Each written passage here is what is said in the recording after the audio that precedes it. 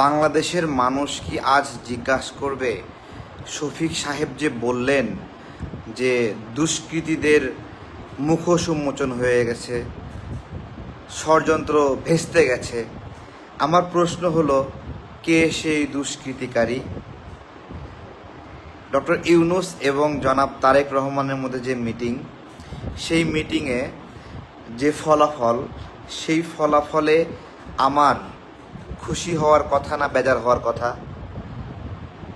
এবং বাংলাদেশের অধিকাংশ মানুষ খুশি হয়েছে নাকি বেজার হয়েছে? আমার জিজ্ঞাসা এটা। ধরেন ব্যবসায়িক শ্রেণী, শিক্ষক, আমলা, যারা সবাই বিভিন্ন শ্রেণী পেশার মানুষ, তারা খুশি হয়েছে না বেজার হয়েছে? তাহলে শফিক সাহেব কাকে আসলে মিন করলেন যে দুষ্কৃতিকারীদের মুখোশ ফাঁস হয়ে গেছে? তো একটা জিনিস খুব ভাল লাগছে যে জামাতে ইসলামের আমির তার পরামর্শ মতে, জামাতে ইসলামের আমিরের পরামর্শ মতে এই নির্বাচনের ডেটটা বা এই নির্বাচনের সময়টা নাকি ঘোষণা করা হয়েছে। এটা বলেছেন সালাউদ্দিন সাহেব, বলেছেন এই কথাটা। তো আজকে আমার এই আলোচনার মধ্যে পিনাকি দাদা এবং ইলিয়াস ভাইয়ের আপনার হলো মুড সুইং বা অনেক বিষয় আসবে, আপনারা খুব মজা পাবেন আশা করি। আচ্ছা থাক, আমরা ওইটাই শুনি আর কি।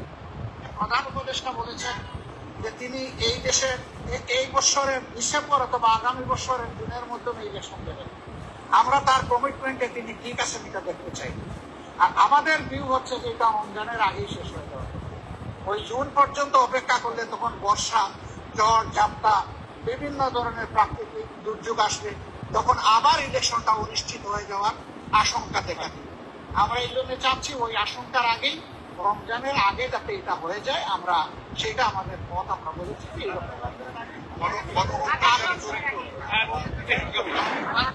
আমরা বলছি যে সরকারের প্রধান উপদেষ্টা বলেছেন যে তিনি এই দেশের এই বছরের ডিসেম্বর অথবা আগামী বছরের জুনের মধ্যে ইলেকশন দেবেন। আমরা তার কমিটমেন্টে তিনি ঠিক আছে এটা দেখতে চাই। আর আমাদের ভিউ হচ্ছে, আচ্ছা, জামাত ইসলামের আমির বললেন ডক্টর ইউনূস তার কমিটমেন্টে ঠিক আছেন, এইটা উনি দেখতে চান। আর ওনাদের ভিউ হলো এইটা হলো যে রোজার আগে, ফেব্রুয়ারি মাসের এই সময়টাতে নির্বাচন। তো এটাকে কেন্দ্র করেই সমঝোতা হয়েছে, ওনার প্রস্তাব অনুযায়ী এটা বলেছে।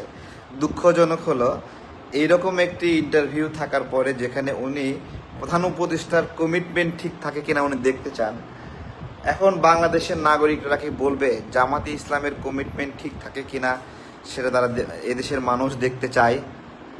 তো আমি কিন্তু এখনো সেই দুষ্কৃতিকারী পর্যন্ত পৌঁছাই নাই যে শফিক সাহেব বলেছে দুষ্কৃতিকারীদের মুখোশ উন্মোচন হয়ে গেছে, তাদের পরিকল্পনা ভেস্তে গেছে। এটা আসলে কারা? তো আমরা যারা আন্দোলন করছিলাম সেটা হলো আমরা আগে নির্বাচন চাইছি। এই আগে নির্বাচন চাওয়ার জন্য আমাদেরকে বলা হয়েছে ভারতের দালাল, রয়ের দালাল, এসব বলা হয়েছে। আচ্ছা, এই ভারতের দালাল এবং রয়ের দালাল কনসেপ্টটা কই থেকে আসলো? এই কনসেপ্টটা আসলো যে ওই যে বিএনপি যে নির্বাচন চাই এবং ভারতও আগে নির্বাচন চাই, ওইখান থেকে খুঁজে বের করে ইলিয়াস ভাই এবং পিনাকি দাদা এই কনসেপ্টটা দাঁড় করালো যে যারাই নির্বাচন চাবে সেই ভারতের দালাল, সেই রয়ের দালাল। এবং পিনাকি দাদা একজন একজন করে ধরে ধরে ধরে ধরে সবাইকে রয়ের দালাল বানাচ্ছিল। তো আমার কাছে খুব আজব লাগছে, আমরা যেটা আগে দেখায় যৌক্তিকতা উপস্থাপন করেছিলাম যে এই কারণে ইলেকশনটা আগে হওয়া দরকার, দেশের জন্য ভালো হবে, সেই জায়গাতে ইলিয়াস ভাই ফেরত আসছে। তো ইলিয়াস ভাই যদি ফেরত আসে, ইলিয়াস ভাই সেখান থেকে সরে আসাতে ইলিয়াস ভাইকেও আবার রয়ের দালাল বানা হচ্ছে, ভারতের দালাল বানা হচ্ছে, ওনাকেও বলা হচ্ছে। ঠিক আছে, তো ইলিয়াস ভাই যেই আপনার হলো ঢিলটা আমাদের দিকে ছুঁড়েছিলেন, ওই ঢিলটা এখন ইলিয়াস ভাইয়ের দিকে লাগতেছে।